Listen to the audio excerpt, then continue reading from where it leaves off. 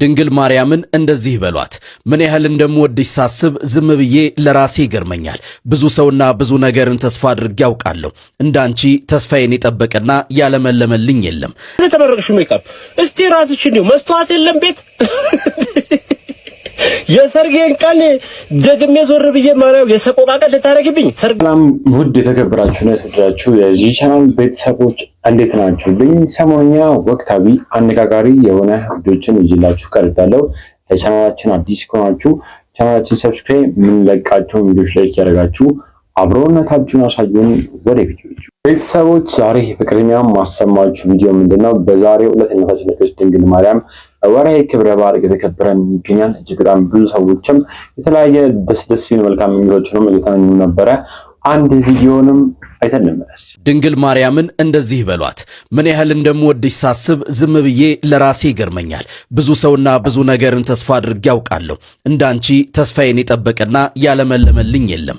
እናት ልጇን እንደምትወድ ከዚያም በላይ እናት ለልጇ መልካም እንደምትመኝና እንደምታደርግ ለእኔ ከእናትም ከአባትም በላይ ነሽ። አንቺ እያለሽልኝ ምንም እንደማልሆን አውቃለሁ። ቤዛዊተ ዓለም እናቴ እየወደድኩሽ እያመሰገንኩሽ ልቤን ደስ እንዳሰኘሽልኝ ዘመኔ ይፈጸም። እንደኔ ማርያምን የምትወዷት ስሟን እየደጋገማችሁ በማንሳት አመስግኗት።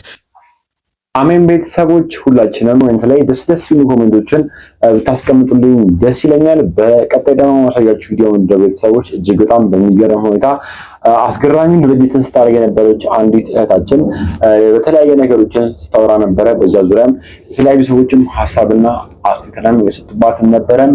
ቪዲዮንም አይተን እንመለስ። ማርሴል ቢዩቲ አካዳሚ በሜካፕ ተመርቄያለሁ እና አሁን የራሴን ከፍቼ ነው እና ይህንን አስመልክቶ ደግሞ ለሙሽሮችና ለሚዜዎች ዲስካውንት አቅርቤያለሁ። ለአንድ ወር የሚቆይ ለሙሽሮች ስትመጡ በ2000 ብር ብቻ ፉል ሜካፕ ከጥፍር ጋር እንሰራለን።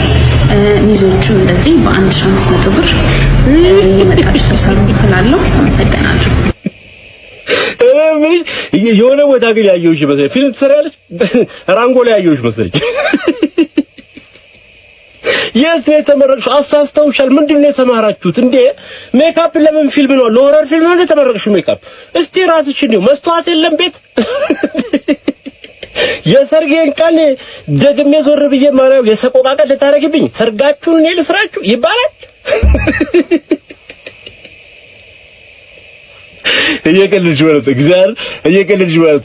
አሁን አንቺ የተሰራችው ለምንድን ነው? ለቀረጣ እንቅረጽሽ ብለውሽ ምን በናሽናል ጂኦግራፊ መስሎሽ ነው? መቼም ለኛ እንደዚህ አትቀረጭም። እንዴት አይነት የቅንድብ አዘማመት ነው የዘመተው ቅንድብሽ ወደ ሰማይ እናት አለም። እንዴት አይነት መልክ ነው የመጣብሽ ግን? ምን እየሆናችሁ ነው? መካሪ ጠፋ ግን እንዴ? አሁን ቢቀርስ ሌላ ነገርስ ብትባል ምግብ ዝግጅት ማንን ገደለ? ስፌት ዝምዝም ታዩ እንዴ? እንደዚህ ተቀብተሽ እንዳትጠጊኝ እንኳን ሙሽራውኝ በሰርጌ ቀን አይደለም ቀርቶ የለቅሶ የቀን ራሱ ባይሆን ይብስብኛል፣ ያገርሽብኛል። በየ6 ወሩ ነው የሚያገርሽብኝ በእንደዚህ አይነት መልክ ተቀባሻው ሜካፕ። ኧረ ምከሩልኝ ምን እንደመሰለችው እዚህ ወደ ፊልምሽ ሁለተኛ ፊልም ዝል ራንጎ ላይ ጥሩ ሰርተሻል።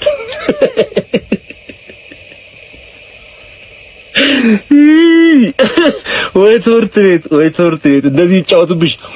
ክላስ አልገባሽም እናቴ፣ አጭበርብረውሻል፣ ተሳስተሻል። ወይ ተማርሽ መስሎሽ ከሆነ ተሳስተሻል።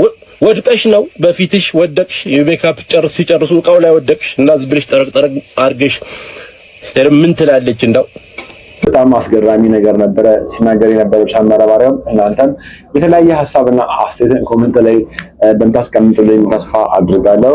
ሁላችሁም የተሰማችሁ የግል ሐሳብና አስተያየት ኮሜንት ላይ አስቀምጡልኝ። በቀጣይ ደግሞ ማሳያችሁ ቤተሰቦች አንድ ወንድማችን ስለ ሥርዓተ ቤተክርስቲያን እጅግ በጣም ብዙዎቻችን ልናውቅ የሚገባን ጠቃሚ ነገሮችን እያስተላለፈ ነበረ። ወንድማችንን ነገር ከተሰማችሁ በኋላ እናንተም የምትፈልጉት ሐሳብና አስተያየት ካለ ኮሜንት ላይ አስቀምጡልኝ። ቪዲዮን አይተን እንመለስ። ታምርሽን ሰምቶ ቅዱስ ቁርባን ለመቀበል ላልቻለ ሰው ግን ተቀብያለሁ ብሎ አምኖ ሆኖለታል ባለው መሰረት እኔ እዚሁ ሆኜ ቅዳሴ ላይ አብሬ ተሰጥኦ እየመለስኩ ታምሯ ከተነበበ በኋላ እንደ ማንኛውም ሰው ቆርቤያለሁ ብዬ አምናለሁ። በረከቱን ተካፍያለሁ። ያለሁበት ሲቹዌሽን ባይመቻችልኝ እናንተም ካልቻላችሁ ለእናንተም ያው በቃ እንደኔ ትንሽ ጸሎት ቦታ ሰርታችሁ ለቅዳሴ ፕሌይ እያደረጋችሁ እዚህ ጋር መንጣፍ ዘርግታችሁ ዳሰት ገርማችኋል። ንስሐ ሳልገባ እኮ ነው የቆረፉት። እሺ ይሄ ልጅ ብዙ ጊዜ በቅዱስ ቁርባን ላይ የተሳሳተ አስተምሮ ሲናገር ሰምቼው አውቃለሁ። ከዛም መካከል አሁን የጠቀሳቸው የታምረ ማርያም ላይ የሚገኘው ቃል እሱ በፈለገበት መንገድ ነው የተረጎመው እንጂ አባቶች እንዲህ ብለው አንድም ቦታ ላይ ሲያስተምሩ አልሰማንም አላየንም ጭምር ነው። በመጀመሪያ ደረጃ ኮፒ ሊንክ ሼር ሪፖስት እያደረጋችሁ ለብዙዎች እንዲዳረስ አድርጎ። ግን ታምረ ማርያም ላይ ያለው ስጋ ወደሙን መቀበል ያልተቻለው ታምርሽ ሰምቶ ይሆንልኛል ብሎ ያመነውን ስጋ ወደሙን እንደተቀበለ ይሆንለታል የሚለውን አንስቶ የልጅ ባለበት ሀገር ቅዳሴ በኮምፒውተሬ ከፍቼ ስላድኖ ዘርግቼ ቆሜ አስቀድሼ ስጋ ወደሙን እንደተቀበልኩ ሆኖልኛል ብሎ እየተናገረ ነው። አባቶች ግን ይህንን ነገር በፍጹም እንዲህ ብሎ አላስተማሩም። በመጀመሪያ ደረጃ ይሄ ቃል የሚተረጎመው በዚህ መንገድ ነው። አንድ ሰው ንስሐ ገብቶ ቀኖና ተቀብሎ ቀኖናውን ጨርሶ ፍታት ዞልድ ተደግሞለት ንስሐ አባቱ ፈቅደውለት ከዛም በኋላ ከቤቱ ተነስቶ ነጭ ልብሱን ለብሶ ነጠላውን አጣፍቶ ቤተክርስቲያን ሄዶ ኪዳን አስደርሶ ታምረ ማርያም ሰምቶ ወደ ቅዳሴ እየሄደ መንገድ ላይ እግሩ ቢደማ ቢታመም መቆም ቢያቅተው እንዲሁም ደግሞ ቢያስመልሰው ወይም ደግሞ ፈሳሽ ነገሮች በውስጡ ቢመጡበት ያንን ስጋው ደግሞ ሊቀበል ስራውን ሁሉ ጨርሶ ስጋው ደግሞ ሊቀበል ደርሶ ነበርና ያንን ሳይቀበል ቢቀር ታምረ ማርያምን ሰምቷል፣ ዝግጅቱን ጨርሷል፣ ኪዳን አድርሷልና ያን ቀን ስጋው ደግሞ እንደተቀበለ ይቆጠርለታል፣ የሚጠነቀቀውም ስጋው ደግሞ እንደተቀበለ ነው ብሎ አባቶች የሚተረጉሙት እንጂ ዝም ብሎ ብድግ ብሎ ንስሐ ሳይገባ የቤተክርስቲያን ሄዶ ለማስቀደስም ደግሞ ፍላጎት ሳይኖረው በሰው ሀገርም ቢሆን ደግሞ እንዲህ ያለ ራሱን እያጃጃለ እንዲኖር አይደለም። በቃ ታምረ ማርያም ሰምቻለሁ ስጋው ደግሞ ተቀብያለሁ ማለት ነው ማለት አይደለም። ይሄን ሁሉ ዝግጅት አድርጋችሁ ቀኖና ተቀብላችሁ ንስሐ ገብታችሁ ስጋው ደግሞ ልትቀበሉ ጫፍ ላይ ደርሳችሁ የሆነ አደጋ እናንተ ላይ ቢፈጠር ሰውነታችሁ ቢደማ ፈሳሽ ነገር ቢወጣችሁ ብትታመሙ መቆም ባትችሉ ያ ሁሉ ዝግጅታችሁ ታምረ ማርያምን መስማታችሁ ስጋው ደግሞ እንደተቀበላችሁ ይሆንልኛል ይደረግልኛል ብላችሁ እመኑና ሆኖላችኋል ማለት ነው ብለው ነው አባቶች የሚያስተምሩት እንጂ በሰው ሀገር ነኝ ብሎ ኮምፒውተር ላይ ቅዳሴ ከፍቶ ስላድኖ ዘርግቶ ምናምን ቁጭ ብሎ ስጋው ደግሞ ተቀብያለሁ ብሎ እንደዚህ አይነት አስተምሮ ለሰዎች መናገርና ማስተማር ተገቢ አይደለም። አሁን በሀገር ውስጥም ያሉ ቤተክርስቲያን መሄድ የሚችሉ ሰዎች እቺን ነገር ይጠቀሙና ምን ይላሉ? በቃ ታምረ ማርያም ሰምቻለሁ ስጋው ደግሞ ተቀብያለሁ እያሉ ሰይጣን እንዲያርጎ እያታለላቸው ከአማናዊው ከጌታችን ከመድኃኒታችን ከኢየሱስ ክርስቶስ ቅዱስ ስጋውና ክቡር ደግሞ ያርቃቸዋል። እንዲህ አይነት አስተምሮ ስትናገሩ አባቶች ምን ይላሉ የሚለውን ነገር አይታችሁ እንጂ እናንተ ደስ ስላላችሁ ወይም ደግሞ ደፋር ስለሆናችሁና በፈለጋችሁት አመለካከት ትምህርቱ ስለፈታችሁት መናገር አትችሉም። ቤተሰቦች ወንድማችን እጅግ በጣም ደስ የሚሉ ነገሮችን እየተናገረ ነበር። እጅግ በጣም ጥልቅ መልእክቶችን እያስተላለፈ ነበር። በወንድማችን ሐሳብ እንደተስማማችሁበት ተስፋ አድርጋለሁ።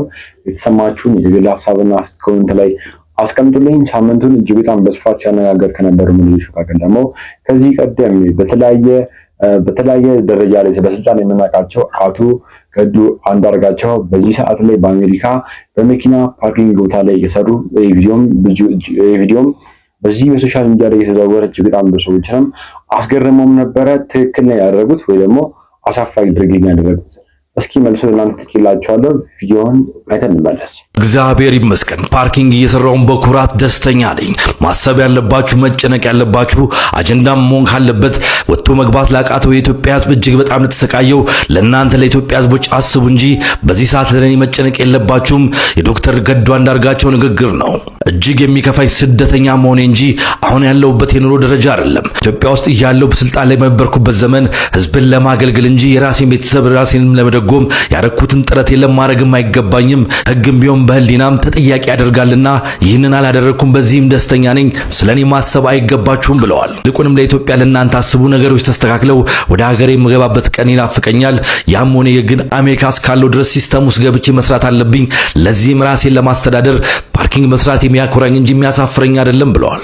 እናም የሀገር ሰው እኚህ ሰው በአንድ ወቅት ቲም ገዱና ቲም ለማ ተብሎ ለኢትዮጵያ ለውጥ ብዙ የሰሩ ናቸው። አሁን ባሉበት ሀገር የሚሰሩት ስራ ብዙዎቹ ማሾፊያ አድርገውታል፣ ብዙዎቹ መሳቂያ አድርገውታል። ነገር ግን የሚያሾፍብንና የሚሾፍበትን ለይተን እንወቅ። ይህ የሚኖር ህይወት ነው። ቤተሰቦች እንደሰማችሁት ነው። በአንድ ወቅት ላይ ገንዘብን ያጭበረበረ እንዲሁም ደግሞ የካበተ ሀብትና ገንዘብን ያስቀመጠ ሰው በእንደዚህ አይነት ስራ ላይ ይሰማራል ብዬ አላስብም። ይህ የሚያሳየው በቀድሞ ስራቸው ላይ እጅግ በጣም ለስራቸው ታማኝ እንደነበሩ፣ መንት ገንዘቦችን ያለ አግባብ ያጠፉ እንዳልነበረ የሚያሳይ ቪዲዮ ነበር። አይተን የተመለስ ነው። እናንተስ በምን አይነት አንግል ላይ የምታዩት? የተሰማችሁን የግል ሀሳብና አስተያየት ኮሜንት ላይ አስቀምጡልኝ። እጅግ በጣም ደስ በሚል ሁኔታ ትልቅ እንቅስቃሴ የተደረገላት ይገኛል። በዚህ ሰዓት ላይ ኢትዮጵያኖችና ኤርትራኖች ትልቅ ፉክክር ውስጥ እንደገቡም የተነገረ ነበረ። እስኪ ደግሞ ቤተሰቦች በዚህ ዙሪያም ወንድማችን አሮናይም ሩትን እጅግ በጣም ደስ መልእክቶችንም እየነገራት ነበረ። ቪዲዮቹን አይተን እንመለስ። ሃይ ሩት የኔ እህት አንድ ምክር ልስጥሽ። ይህ ቪዲዮ ያየሽው እንደሆነ እርግጠኛ ነኝ ሜቢ ማታ ብቻሽን እየተጨናነቅሽ ማንም ሰው ሳያይሽ በብዙ እያለፍሽ እንደሆነ አውቃለሁ። እኔ ልንገርሽ ይገባኛል። በጣም ብዙ ሴቶች ካጠገብሽ ናቸው። አሁን በጣም ብዙ ወንዶች ካጠገብሽ ናቸው። ብዙ ሰው ጠንካራ ነሽ፣ ብርቱ ነሽ እያለሽ ነው።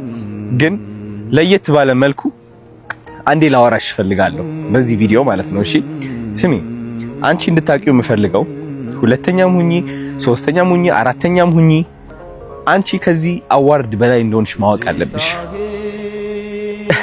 የነሱ ዋንጫ ልታሸንፊ እኮ ትችያለሽ፣ ወይም ደግሞ ልትሸነፊ ትችያለሽ። አንቺ ግን ከዚህ ዋንጫ በላይ እግዚአብሔር ትልቅ ዋንጫ ሰጥቶሻል። አንድ ታሪክ ልንገርሽ። አንዲት ወርቅ ነበረች። እቺ ወርቅ እንግዲህ ወደ እሳት ስትገባ እንደምትቃጠል ታውቀዋለች። እንደውም ገብታ ተቃጥላለች። ለምን እየተቃጠለች እንደሆነ ግን አይገባትም። እግዚአብሔር ብቻ ነው የሚያውቀው። እቺ ወርቅ ከዛ እግዚአብሔር ምን ብላ ጠየቀችው? እግዚአብሔር ሆይ ለምንድን ነው የምታቃጥለኝ? ይህ እሳት እኮ በጣም እያቃጠለኝ ነው። ትርጉሙ ምንድነው? አልገባኝም እኔ ብላ ጠየቀችው። እግዚአብሔር ደግሞ ዝም አለ፣ ተቃጥላ እስከምትጨርስ ማለት ነው።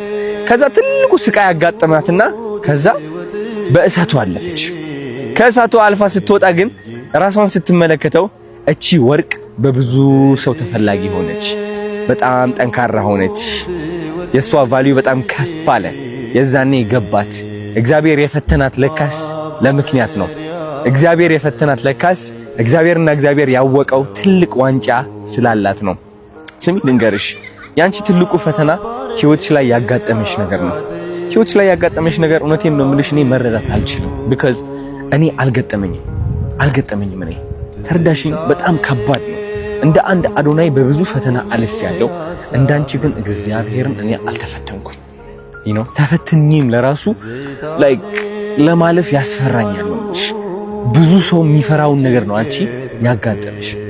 ከዛ ተነስተሽ ከሀገር ወጥተሽ ሌላ ሀገር ውስጥ ሄደሽ ከማታውቂያቸው ተወዳዳሪዎች ሰዎች ጋር ሆነሽ ፈገግ እያልሽ መድረክ ላይ እየወጣሽ ታሪክን እየተናገርሽ ለዓላማሽ ስትቆሚ ምን ያህል ሴቶች እያዳንሽ እንደሆነ ይገባሻል። አንቺ የዚህ መድረክ ዋንጫ አይደለም የሚገባሽ፣ የሚስ ወርልድ ዋንጫ አይደለም የሚገባሽ።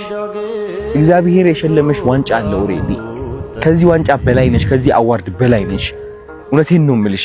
ኦሬዲ ሀገርሽን አስጠርተሻል። እንግዲህ ሀገርን ማስጠራት ማለት ብዙ ሰዎች ምንድነው የሚመስላቸው? ኢትዮጵያ ሲባል ይመስላቸዋል። አይደለም። የብዙ ሴቶች ስቃይ፣ የብዙ ወንዶች ስቃይ ተጋርተሻል አንቺ።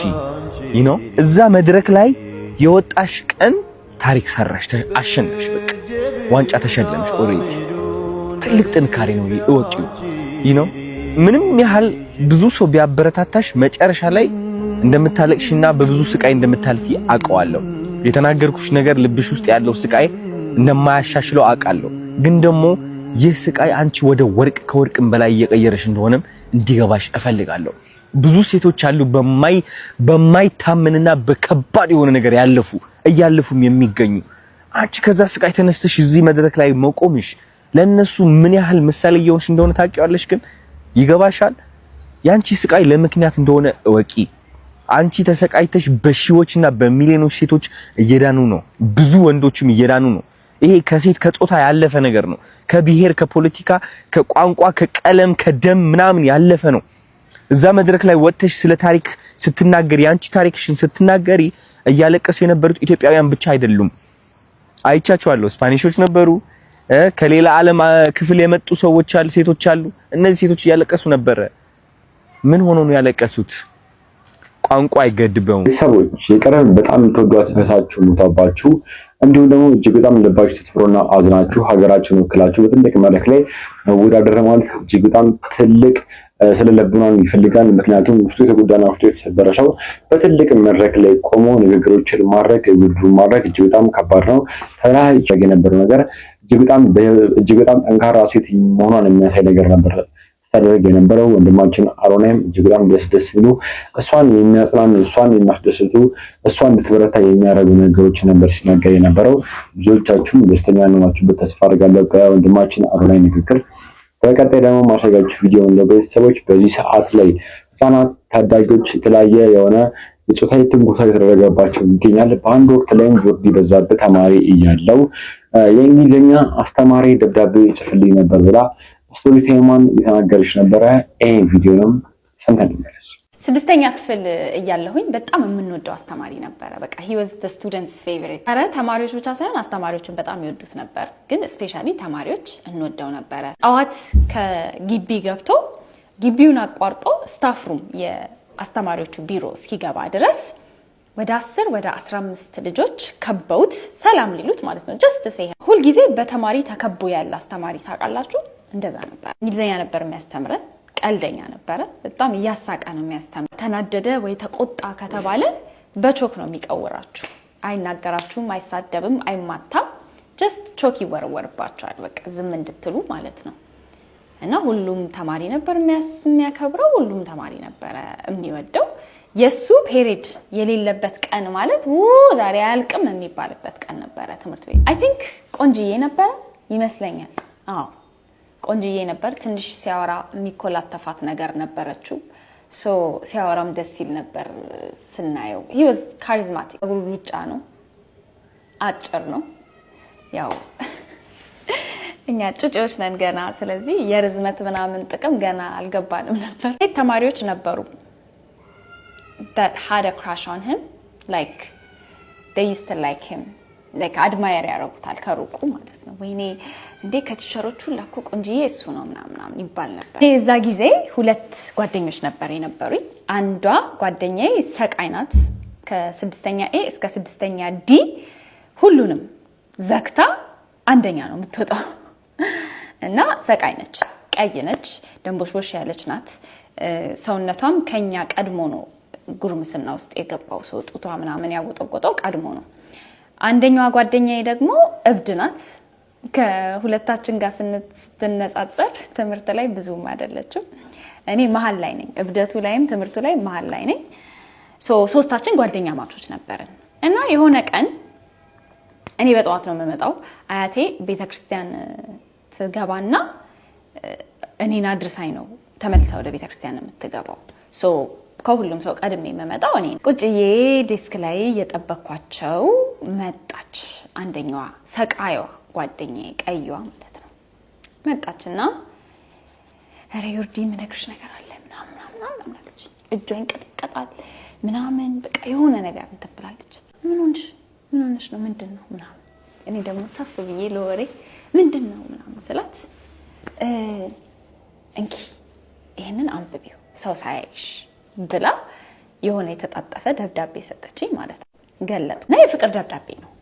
በቃ በእንግሊዘኛ ነው የተጻፈው። አልቻልኩም። በቃ እያየሁሽ ፍቅር እየያዘኝ ነው እና በቃ ከትምህርት ቤት ውጪ ላገኝሽ ፈልጋለሁ፣ ላዋራሽ ፈልጋለሁ፣ እንድንተዋወቅ ፈልጋለሁ ምናምን ነው። እየፈራው ነው ይሄንን ደብዳቤ ጻፍኩልሽ፣ ግን ማወቅ አለብሽ፣ አልቻልኩም፣ ከዚህ በላይ ከአቅሜ በላይ ነው፣ ፍቅር ይዞኛል የሚል ደብዳቤ ማለት ነው። እና እጅ ጽሁፉን አውቀዋለሁ። እጅ ጽሁፉ ያስተማሪው ነው፣ የእንግሊዘኛ አስተማሪያችን። እጅ ጽሁፉን ማውቀው ስለምወደው ነው አስተማሪውን። እና እንትናችን ደብተራችን ላይ አሳይመንት ሆምወርክ ሰጥቷል።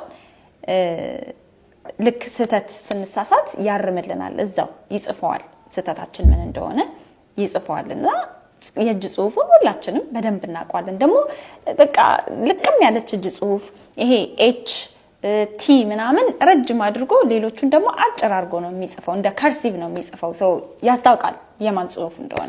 ማን ነው አላልኳትም፣ ቲቸር ኤክስ ነው ምናምን አልኳት። አዎ ምናምን አለች። ከዛ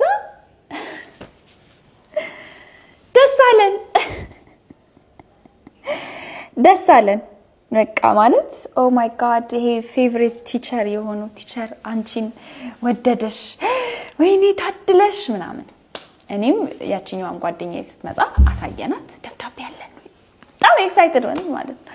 ደብዳቤ ተላከላት ምናምን፣ ማላከ ምናምን ይማል ነው ምናምን። ከዛ አየችው እሷ ምናምን፣ ሶስታችንም ደስተኞች ነው የሆነው። ምንም ችግሩ አልታየንም ማለት ይሄ ሰውዬ የኛ እድሜ 3 እጥፍ 4 እጥፍ ሊሆን እንደሚችል ራሱ ምንም አልገባንም። አስቡት ፈተና ምናምን ይሄ ደብተር ክላስሩም ሰርተን ምናምን ደብተር ልናስፈርም ስንሄድ እሱ የተቀመጠበት ቦታ ከላይ ከቆማችሁ ማለት ነው እዚህ ጭንቅላቱ ጋር ባዶ እንደሆነ ያስታውቃል። እዚህ ጋር ባዶ ነው። ይሄ እንዳለ ሉጫ ጸጉር ነው። እዚች ጋር መሃል ላይ ግን የለም ጸጉር። ሶ ኦብቪየስሊ ይሄ ሰውዬ ግብዳ ሰውዬ ነው፣ ትልቅ ሰውዬ ነው በእድሜ የ6ኛ ዓመት ልጅን በፍቅር የሚመኘው። እጅግ በጣም ነው የሚገርመው። ቤተሰቦች ማንኛውም ሰው ፍቅር ሊይዝ ይችላል፣ ግን የፈለገ ነገር ቢሆን በእድሜ ታናሾቻችን እጅግ በጣም በእድሜ የምንበልጣቸው የወደፊቱን ህይወትን የማያውቁት ሰዎችን ትክክለኛ ጎዳናዎችን በእኛ ልንመራቸው የምንችሉ ሰዎችን ህይወታቸውን ማበላሸት እንደሌለብን የሚጠቅም የሚያመለክት ቪዲዮ ነበር አይተን የተመለስነው። ምክንያቱም ያላቻ ጋብቻ ሁሌም ቢሆን መንገዱ ትክክል አይሆንም። ምክንያቱም አንድ ሰው በእድሜ የበሰለ ሰው እንዲሁም ደግሞ አንድ ሰው ደግሞ እጅግ በጣም በእድሜ ታዳጊ ከሆኑ አለመግባባት፣ አለመጣጣሞች ይመጣሉ።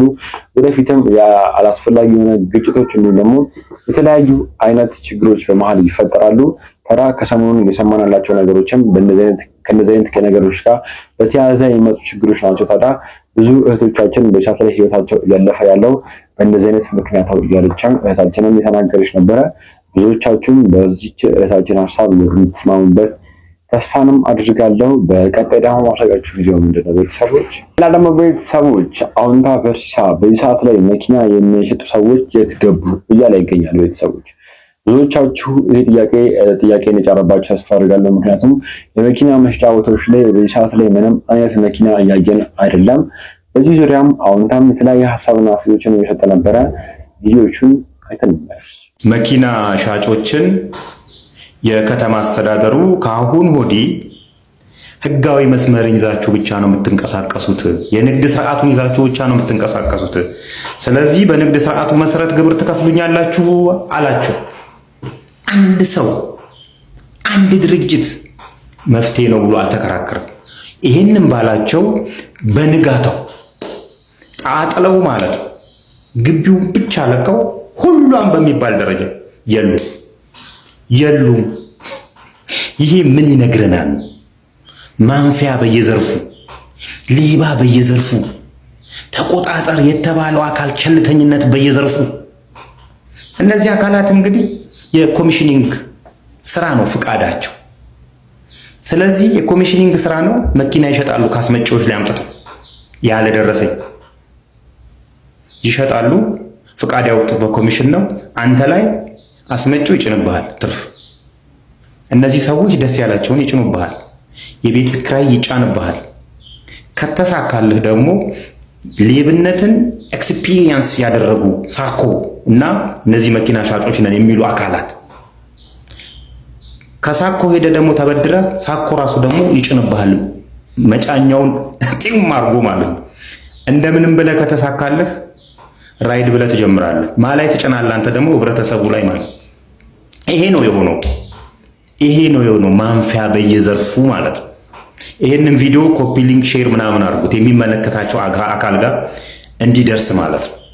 እነዚህ የህብረት ስራ ብድርና ቁጠባ ማህበራት ዋና የተቋቋሙበት ዓላማ ትርፍ አይደለም። የጋራ ችግር ያላቸው የጋራ ችግሮቻቸውን በጋራ እንዲወጡት፣ የጋራ ሙያ ያላቸው በጋራ እንዲሰሩ፣ ካፒታል እንዲያበጁ ለማድረግ ነው። ስለዚህ የጋራ ችግሮቻችን ራሳችን የምንፈታ ከሆነ መንግስትን እናስቸግረውም ማለት ነው። ዛቱ ሃይ ለዚህ ነው ግብር የማይከፍሉት። ታውቃላችሁ ግብር እንደማይከፍሉ የህብረት ስራ ብድርና ቁጠባ ተቋማት ወይም ደግሞ የሚጫንባቸው ግብር እንደዚህ ቀላል እንደሆነ እንደ ኮሚሽኒንግ ስራው እንደሆነ። ይሄን ኤክስፒሪየንስ ራሱ ለመኪና ሻጮቹ ያስረከቡት እነዚህ ናቸው። ይሄንን እንዴት ያቋቁሙታል መሰላችሁ? ሲጀምር ማህበራት አይደሉም፣ ለይስሙላ የተቋቋሙ ማህበራት ናቸው እንጂ። ቤተሰቦች ቪዲዮን እንደሰማችሁት ነው። ብዙዎቻችሁ ጥያቄ ከነበረባችሁ ትክክለኛ መልስ ያገኛችሁት ይመስለኛል። እስከዛሬ ድረስ ግብር አይከፍሉ ነበረ እየተባለ ነበረ። እናንተስ ምን ትላላችሁ? የተሰማችሁን ሀሳብና አስተያየት ኮሜንት ላይ። ደግሞ ቤተሰቦች ማሰማችሁ ቪዲዮ ምንድነው? እጅግ በጣም በሚገርም ሁኔታ ሊያሾ ዛቻ እየደረሰብኝ ትላለች። ለምንድን ነው እንደዚህ ያለችው? ባሳለፍነው ሳምንት ላይ የምትባት የሶሻል ሚዲያ ኢንፍሉዌንሰር እጅግ በጣም ትልቅ ዛቻ ያደረገችብኝ ትገኛለች። ምክንያቱም ከዚህ ቀደም እናትሽን ከኩሽና አውጫቸው፣ ኬተሪንግ አታሰራቸው፣ እናትሽን አሜሪካ የወሰድሻቸው የተሻለ ህይወት ታኖራቸው ነው እንጂ ለሰራተኝነት አይደለም ብዬ የጠቆምኩት መሰረት ታዲያ ህይወታቸው ካለፈ በኋላ እጇን ወደ እኔ መቀሰር ጀምራለች ብላ የተለያየ ነገሮችንም እየተናገረች ነበረ። ቪዲዮውን አይተን እንመለስ። እሷን ካልተበቀላችሁልኝ እኔ ሰላም አይኖረኝ። ዩ ሲሪየስ? ሀዘናችሁን አርፋችሁ አታጣጡም እንዴ? እኔ አይምራችሁ ስለመጣ ምን አርጋችሁ ምን ስላረኳችሁ እንዴ? ኧረ እናንተ ክፉ ናችሁ። ኧረ እናንተ አውሬዎች ናችሁ እንዴ! እኔ የተናገርኩት ላይክ ክፉ ነገር እኮ ካንደበቴ አልወጣም። ሌላው እንደተናገረው እኮ እኔ ምንም አልተናገርኩም። እናውራ ካላችሁ እናቶቻችሁን አሜሪካ ወስዳችሁ ወይም ካናዳ ወስዳችሁ እንጀራ አስጋግራችሁ ለሆቴል ሁሉ እንደምታሸጡ አውቃለሁ። አዋርዳችኋለሁ ከፈለኩ። እናቶቻችሁን ሆቴል ውስጥ አስቀጥራችሁ እንደምታሰሩ አውቃለሁ። አወጣላችኋለሁ ከፈለጋችሁ። እናታችሁን አምጥታችሁ ሰብስባችሁ 7 8 9 ልጅ ቤት ጠባቂ እንደምታረጉ አውቃለሁ። ተማሩ። እናቶቻችሁ ከ50 ዓመት በኋላ በማረፊያቸው ጊዜ አታድክሟቸው ማለት እናንተን መጉዳት አይደለም፣ ቢገባችሁ ማለት ነው። አይ የምትሉ ከሆነ እናንተም አሁን እኔም እየመጣሁ አወራለሁ ድምጼ እስክትጠፋ ድረስ። አናቃችሁ እንደ ኢትዮጵያ እናት ካናዳና አሜሪካ ሀገር ላይ እንጀራ ተሸክመው እንደዚህ ቁንዱ እያሉ አስፋልት ሲሻገሩ አናቅም እንዴ? ስራ ስለሚወዱ ነው። ብዙ የምናውቀው ነገር አለ፣ ብዙ የምናውቀው ታሪክ አለ። አያገባንም። እናቶቻችሁ ፈልገው ለሚያደርጉት ነገር አያገባንም። ግን ደግሞ ሚዲያ ላይ ካለ ኢሹ እናወራለን። አርፋችሁ ካልተቀመጣችሁ እንናገራለን። መናገር ደግሞ እናንተ ላይ መጥፎ ነገር ማድረግ አይደለም። በዘንቢ ዕቃ አሸክማችሁ አይደል እንዴ ኢትዮጵያ ገበያ እንዲሄዱ አድርጋችሁ የምታኖሯቸው እናቶቻችሁ? ምንድነው የምታወሩት? ምንድነው የምትናገሩት? ሚዲያ ላይ የሚመጣው እኮ ሰው እንዲማርበት እንጂ መብታቸው ነው። መብታችሁ ስለሆነ ነው እንደዛ የምታደርጉት። ስንናገር እኛ መብታችን ነው። ከዛም ያንን ስንናገር ትገደልልኝ ያለ እናት ሀዘኑን ትቴው እሷን ልበቀላት እሷን እንደዚህ ያበራችሁ ነው። ከማንም በላይ የሚጠብቀኝ ህግ እንዳላሳያችኋለሁ። እናንተ ገና እኔ ላይ ሴራ ስታሴሩ እኔ ጋር ቀድሞ እንደሚመጣ እንደዚህ ነግራችኋለሁ። ምክንያቱም እኔ ማምነው ሰውን አይደለም እግዚአብሔርን ነው። አንድ አምላክ ነው። የልጅ አምላክ አይተኛም። የልጅ አምላክ ተኝቶ አያውቅም፣ ይጠብቀኛል። አስቀይሜያችሁ ተሳድቤ አውርቼ ቢሆን ኑሮ ልክ ናችሁ ስለሰደብኳችሁ እላለሁ። ምንም ባላረኳችሁ። ቤተሰቦች ቪዲዮን እንደተመለከታችሁት ነው። ብዙዎቻችሁ የተለያየ ሀሳብና አስተያየት እንደምትሰጡበት ተስፋ አድርጋለሁ። በስተመጨረሻም ቤተሰቦች በዛሬው ዕለት እጅግ በጣም የኢትዮጵያ ሕዝብ በጉጉት የሚጠብቀው ፕሮግራም እየተላለፈ እንደሆነ እናውቃለን። ኢትዮ ኤፍሲ ቦክስ እጅግ በጣም ብዙ ሰዎች በጉጉት እየጠበቁት ይገኛሉ። በመድረኩ ላይም የተለያዩ የሶሻል ሚዲያ ኢንፍሉዌንሰር ጋፋና ታዋቂ አርቲስቶች ሾውተው ይገኛሉ። ታዲያ ካሁኑ እየወጣ ያለው መረጃ ምንድነው? ቤተሰቦች ቲክቶከሮቹ በቻት ላይ በመድረክ ተገናኝተው እንደተጣሉም የተነገረ ነበረ። እጅግ በጣም ብዙ ሰዎች ወቅተው ስለሚገኙ የተለያየ ወሬዎች የተወሩ ይገኛሉ። በቦታው የተገኛኙ ሰዎች እውነቱን ኮሜንት ላይ አስቀምጡልን። ለማንኛውም ቤተሰቦች ለዛሬ ይዤላችሁ የመጣው ቪዲዮ እኚህን ይመስላሉ። በቀጣይ እናንተ ቁም ነገር አስጨብጣሉ ሀሳብና አስተያየቶችን ያለውጣሉ ብዬ ማስዋዕችን ቪዲዮችን ይዤላችሁ እመጣለሁ። ስለ አዳመጣችሁኝ አመሰግናለሁ። ቴንክ ዩ